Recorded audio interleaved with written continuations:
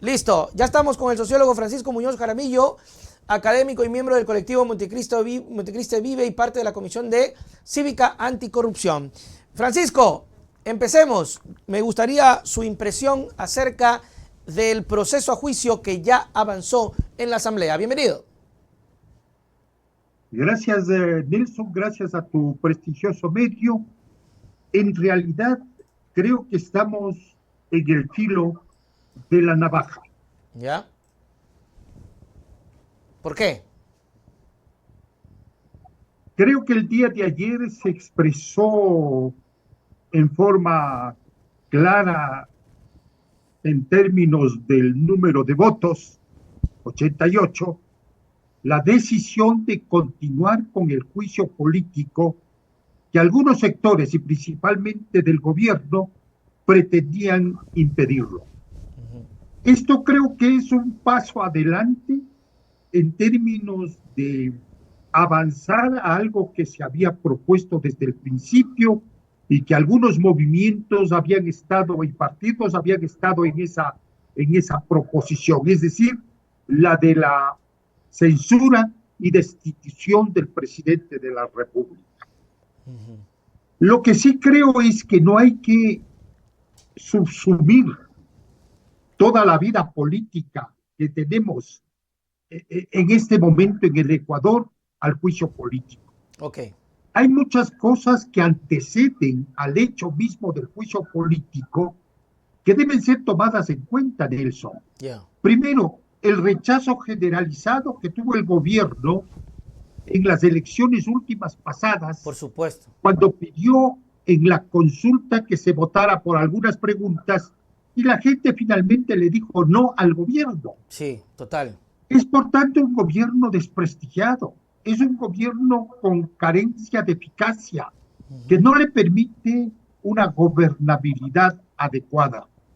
Lo que se está manifestando, y se manifestó el día de ayer una vez más en la Asamblea Nacional respecto a al juicio, al proceso de juicio, Francisco. Sí, hable Francisco, lo estamos viendo, hable.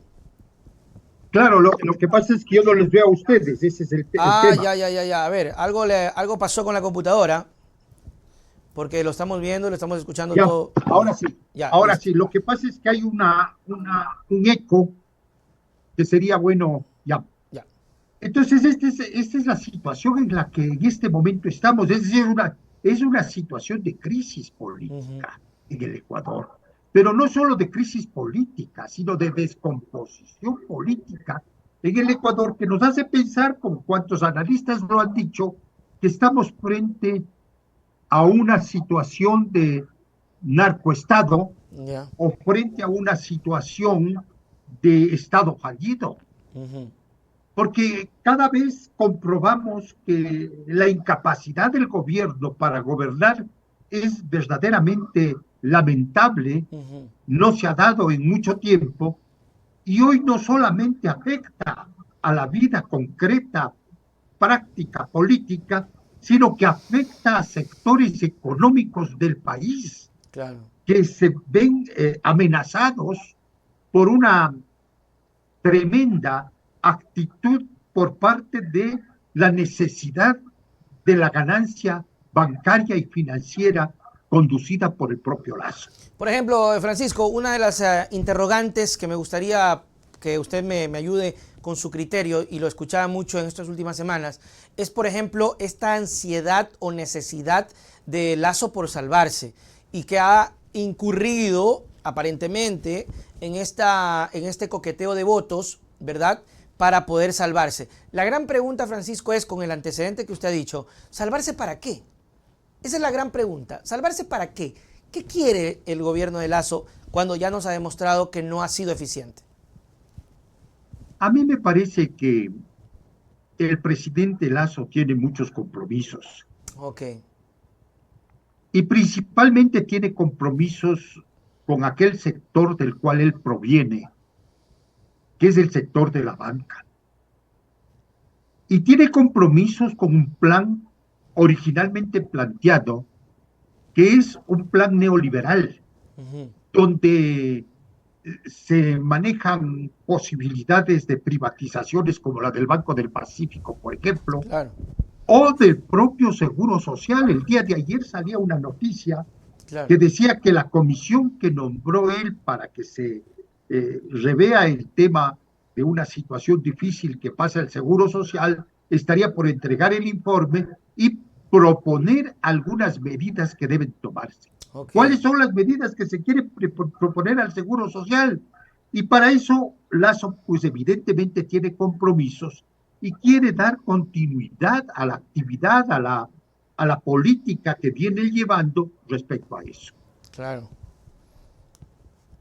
Ese más o menos sería el objetivo o la necesidad de seguir quedándose. Definitivamente me parece que allí es donde está planteada la situación. Por eso es que me parece a mí, Nelson, Ya, que en este momento, a nivel gubernamental, se discute la posibilidad de tener el juicio político a través de la muerte cruzada. claro. Ya se ha Pero eso lo venido activa, discutiendo aquello, pero eso lo para que activa la muerte Lazo. cruzada le dé un oxígeno al gobierno por 6 meses, como ya sabemos, de acuerdo a la norma, y pueda el gobierno entonces avanzar en estas políticas y en estas acciones ligadas al plan neoliberal y al favoritismo que tiene principalmente centrado en los sectores bancarios y financieros del Ecuador. A ver, Francisco, pero eso en el caso de que en estos días, porque, a ver, Lazo será llamado la próxima semana al Pleno, ya, en el caso de que ellos sepan que tienen los votos, porque aquí me gustaría su opinión, se fueron 88 y hay mucho terror porque necesitan 92. Entonces, Lazo, ¿qué está haciendo? Calculando, si es que se salva, se salva, y si es que no se salva, muerte cruzada. Es lo que le entiendo, Francisco. Pero ahora, ¿qué pasa si no hay votos? Lo que yo entiendo, Nelson, es que 4 votos, 4 faltan. que serían los que faltarían para completar los Aparentemente. 92, están en proceso de expresarse y manifestarse como tales. Ya. De los 20 ausentes que estuvieron en la sesión del Así día de es. ayer y que van a tener una conducción correspondiente a esa necesidad. Tomando en cuenta además, Nelson, una cuestión que es necesario plantearla y considerarla. Se está armando el cuadro general orgánico de la función legislativa de la Asamblea Nacional y evidentemente van a coparticipar algunos sectores y entre esos sectores probablemente aquellos asambleístas que pueden perfectamente expresar su voluntad porque se camine hacia la destitución del presidente Lazo. Eso lo conoce el gobierno. Claro. ¿Quién más va a conocer si es que el gobierno ha estado en una permanente acción ligada a una corruptela, como dice la Comisión Nacional Anticorrupción, para comprar conciencias de ciertos legisladores?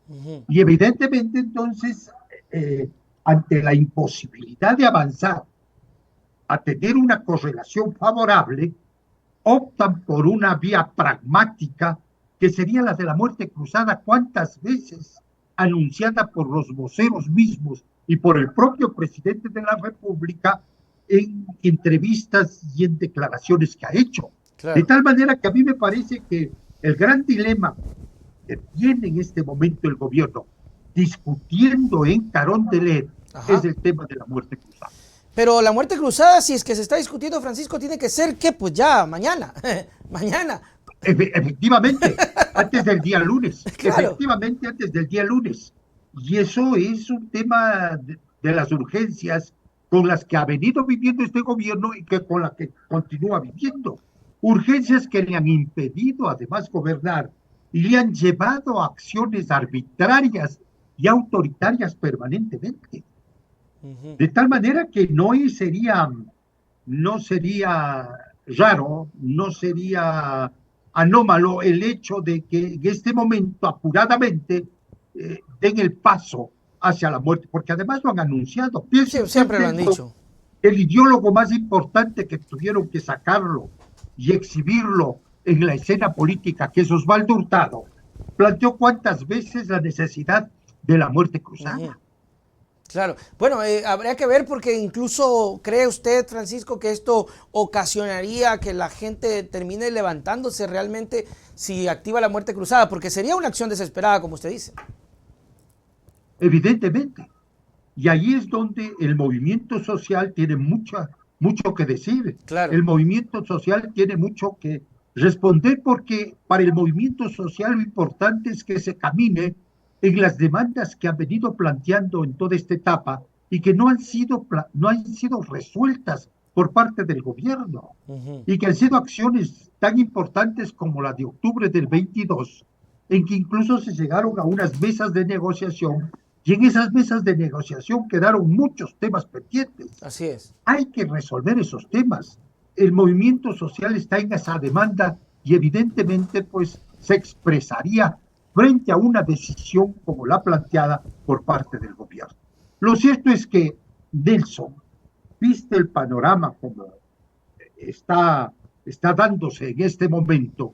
Yo sí creo que los 4 votos que faltan para completar el juicio de la censura y la destitución fácilmente van a darse en los próximos días. Habrá que ver, porque más o menos lo que puedo entender, y bueno, así es esto, podría ser que incluso quieran negociar la presidencia de alguna comisión, estos asambleístas, para decidir su voto. Evidentemente, es decir, está en curso temas de negociación en uno u otro sentido, pero que expresan una situación política que a mí me parece es una situación política de gran rechazo al gobierno. Es un gobierno que no llega a tener el 10% de la aceptación es popular. terrible. Y evidentemente es un gobierno que no gobierna. Y si gobierna, gobierna a favor de intereses que no son de la mayoría de ecuatorianos. Francisco, ¿podemos sostener lo que, bueno, dice el oficialismo de que pobrecito Guillermito ha sido culpable de todas estas campañas desestabilizadoras, estos complots, de este Nebot, de este Correa, este Isa, estos fantasmas? ¿Podemos realmente creer en eso? Usted con su experiencia, ¿le podemos creer a Lasso que no le han dejado gobernar cuando él básicamente tiene el poder sobre el poder? Pero vea, Nelson, si nosotros nos ponemos a analizar el momento en que se da la primera vuelta, recuerde usted, el presidente Lasso llega con las justas a obtener el segundo lugar. Claro, y estaba peleando con Jack. Muchos analistas afirman que fue resultado de un fraude. Punto 1. Punto 2. Nunca ha tenido una suficiente respaldo político y partidario. Y por lo tanto nunca ha tenido condiciones para dar pasos en firme respecto a algunos de los proyectos planteados. 3. Es un presidente que muestra niveles increíbles de incapacidad y de ineficacia. 4. Ha manejado los temas de la corrupción libremente. Vea usted que el inicio de este juicio político estuvo ligado a una denuncia que se hizo sobre presencia del narcotráfico y corrupción al interior del gobierno, de la cúpula inmediata del gobierno de Lasso, donde está un presidente, donde está un cuñado del presidente de la República. De tal manera que hay todo un conjunto de aspectos que muestran un verdadero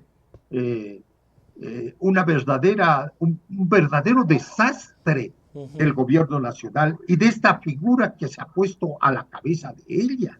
Entonces, evidentemente, el gobierno no ha tenido capacidad de gobierno, no ha tenido capacidad política. Es decir, ha sido un permanente desgobierno. Si a eso usted le suma el hecho de la inmensa inseguridad que se ha generado en el país, a la cual quieren responderle de manera con tintes autoritarios y fascistoides, la situación se vuelve incluso más grave, porque no es que la respuesta fascistoide va a ayudar a recuperar el tema de la seguridad. Podría ahondarlo en las próximas semanas y meses. De tal manera que vivimos un momento verdaderamente dramático en el Ecuador, de gran inestabilidad. Yo diría no solo de inestabilidad, como ya lo mencioné hace un momento, sino de descomposición política. Terrible, terrible, y eso hace que terminemos pagando los platos rotos. El ciudadano que no tiene tranquilidad, no tiene paz. Por eso hemos sostenido hasta el cansancio que lo mejor que puede hacer Lazo, el mejor regalo que nos puede dar, es dar un paso al costado y ser valiente para que deje un gobierno de transición, al menos, Francisco. Así es, Nelson, y la verdad es que por eso es que en este juicio político, como nunca antes, a pesar de todos los problemas que ha habido, las contradicciones entre asambleístas Claro, y etcétera, claro. que todos hemos vivido, nace del fondo de la necesidad que tiene el pueblo ecuatoriano, como fue, y le dije hace un momento, el no que se planteó en su momento. Eso es De tal suficiente. manera que sería la expresión política de un rechazo generalizado que ayudaría a replantear algunos de los temas que el Ecuador necesita replantear para mejorar su institucionalidad, para mejorar su seguridad, para conducir adecuadamente la respuesta a los sectores populares en temas como la seguridad social, el empleo, etcétera. Francisco, ¿qué seguridad hay? Bueno, usted decía, los 4 votos van a poder salir de la mayoría que es Pachacutic, pero ¿qué seguridad hay de que no se siga desgranando el Partido Social Cristiano? Y yo creo que Pachacutic pasa por momentos complejos, difíciles. Es una organización, creo que la única organización verdaderamente que existe en el país en términos políticos, que tiene capacidad de decisión democrática en sus filas, que tiene organización a nivel territorial, etcétera. Y al pasar por momentos difíciles tiene limitaciones para llegar a acuerdos concretos. Claro. Pero tal es la fortaleza, tal es la historia de esta organización, que precisamente va a mostrar en los próximos días que es capaz de enfrentar, como es la resolución tomada por esa organización, la destitución y la censura al presidente de la República. Ojalá, que eso es lo que Y se por espera, lo ¿no? tanto va a tener los votos, va a entregar los votos necesarios para que eso ocurra.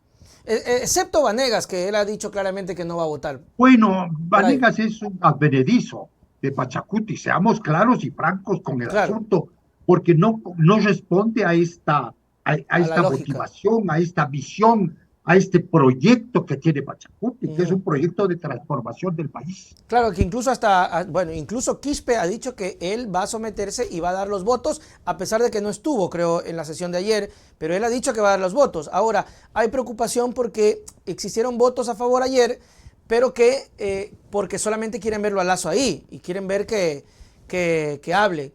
Aparte de eso, ¿qué opinión le merece lo de la izquierda democrática?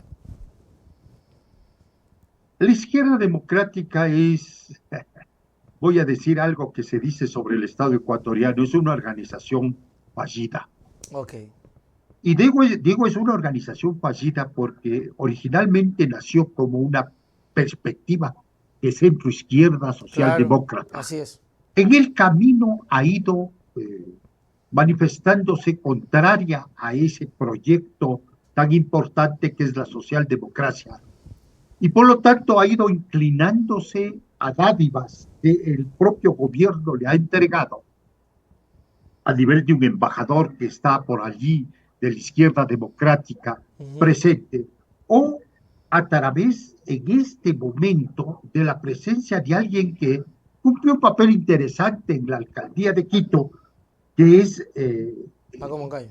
Moncayo, que se presta ahora esta figura tan importante para empujar una línea autoritaria, fascista, respecto al tema de la seguridad.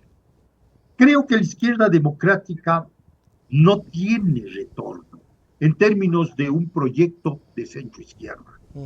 Precisamente ahí es cuando cabe que sectores como del movimiento social, del movimiento indígena, enfrenten esta necesidad de lo que yo llamaría una tercera línea para que pueda avanzar el país a transformaciones reales, efectivas y democráticas.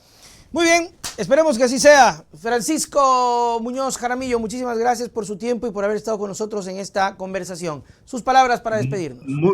Muchas gracias, me he sentido a gusto en esta entrevista. Esperemos que las cosas funcionen de la mejor manera en el Ecuador. Que así sea. Gracias. Chao, Francisco, nos vemos. Muy bien, ahí estuvo Francisco en esta segunda etapa de nuestra entrevista, agradeciendo siempre a los invitados y a la gente que está pues apoyando las conversaciones. Mi querida gente de Quito, póngase pila en Quito, Quito. Este sábado, 6 de la tarde en Casa Toledo, Quito, stand-up comedy, La Venganza de Mamá. Ahí están los números, vaya, escriba, compre por internet en casatoledo.com.es y aproveche y diviértase y llévele ese regalito a la mamita. Y en Manta, estamos en Manta también, pilas el sábado 3 de junio, $15, el número en pantalla para que pueda comprar sus entradas en Manta. Ya sabe, Piolincillo, apoye Stand Up Comedy.